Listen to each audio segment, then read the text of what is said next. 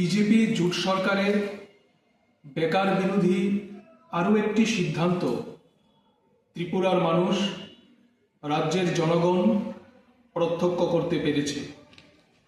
দীর্ঘ 4 বছর অপেক্ষা করানোর পর সরকার ঘোষণা দিয়েছে 6361টি পদে স্পেশাল এক্সিকিউটিভ নিয়োগের পূর্বেকার সরকারের যে সিদ্ধান্ত, এই সিদ্ধান্ত বাতিল করা।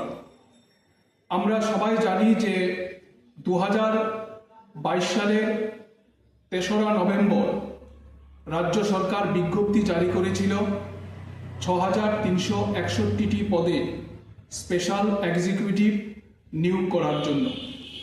বিধানসভা নির্বাচনের ঠিক প্রাক মুহূর্তে ভোটের বৈতরণী পার হওয়ার জন্য পরিকল্পিতভাবে তারা এই নিয়োগের ঘোষণা দিয়েছিল। আজকে এই নিয়োগ প্রক্রিয়াকে সরকার বাতিল করে দিয়েছে। আমরা ভারতের গণতান্ত্রিক যুব ফেডারেশন সরকারের এই সিদ্ধান্তের তীব্র বিরোধিতা করছি এবং চাকরি নিয়ে, কর্মসংস্থান নিয়ে বেকার ছেলেমেয়েদের সাথে যে ধরনের প্রতারণা করছে রাজ্য সরকার, তার বিরুদ্ধে ত্রিপুরার সমস্ত অংশের যুব সমাজকে গর্জে ওঠার আহ্বান আমরা জানাচ্ছি।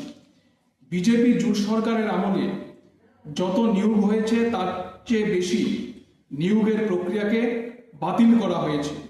আমরা জানি যে প্রতি সপ্তাহে, প্রতি মাসে আগরতলার মহাকরণে বসে সাংবাদিক সম্মেলন করে বিভিন্ন পদে শূন্যপদ পূরণ করার জন্য নিয়োগের সিদ্ধান্ত হয়, কিন্তু বিজ্ঞপ্তি জারি হয় না।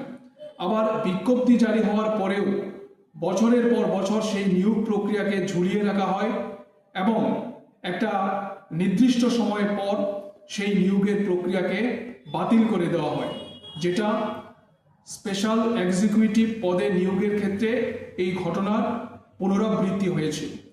এই নিয়োগ প্রক্রিয়ার ক্ষেত্রে আমরা যেটা দেখলাম যে রাজ্যের থানাগুলিতে 2023-এর বিধানসভা নির্বাচনের আগে হাজার হাজার যুবক যুবতীদের ভিড় এবং সেখান থেকে সরকারের কোষাগারে লক্ষ লক্ষ কোটি টাকা সরকারের কোষাগারে ঢুকেছে। বেকার ছেলেমেয়েরা নিজেদের পকেটের পয়সা খরচ করে সেই ফর্ম পূরণ করেছেন কিংবা ইন্টারভিউ প্রক্রিয়ায় তারা যুক্ত হয়েছেন। আজকে 4 বছর পর, দীর্ঘ প্রতীক্ষার পর একটি ঘোষণা দিয়ে বেকার ছেলেমেয়েদের সেই স্বপ্নকে ধূলিসাৎ করে দেওয়া হয়েছে।